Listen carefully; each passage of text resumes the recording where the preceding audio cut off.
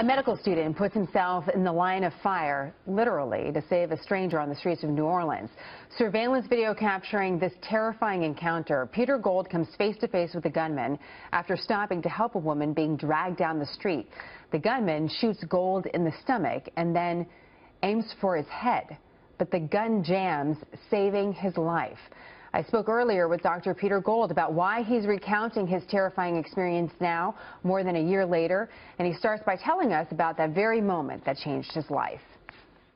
I was driving downtown, and I happened to see, a man having a girl in a chokehold, dragging her down the street, and immediately, everyone would say, "Hey, something's not right."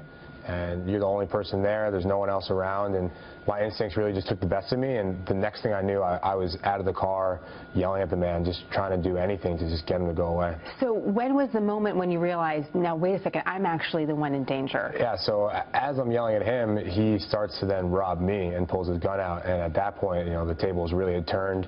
And I tried to offer him, I didn't have cash, I tried to offer him my cell phone, credit cards, and he just turned to me and just said, you know what, I'm just going to kill you. I have a really hard time watching this video. I can't imagine what it's like for you to see it. And I can't help but think to myself, Peter was a guardian angel for this woman, and there must have been another angel around to jam that gun. I mean, when you try to make sense of that and how close you came to death, what goes through your mind? Well, first of all, I feel so lucky and so grateful to be alive. There's a lot of people in this country affected by gun violence, whether personally or have a close family friend or relative. And for me to be here and be able to tell this story, I hope that I'm not just speaking for myself, but speaking for some of those who aren't able to be here. And I kind of acted in my instincts and put my faith in the universe, and luckily my story is able to continue. How do you think that's impacted your life purpose? Yeah, absolutely. And for my friends and family, it really has helped me focus on more relationship building, and caring about just those small moments is just so much more important now, which has really been beautiful. And secondly, a purpose of thinking about that night and thinking about how somebody could get to a point where violence like that was such ease. It really makes me want to focus on that kind of problem, and thinking about how when kids are growing up and don't have the opportunities and don't have guidance from home, how we can help them so that they don't get to this point. And you set up an organization to do that. Right, so the foundation is called Strong City, and you can go to our website, which is mystrongcity.org.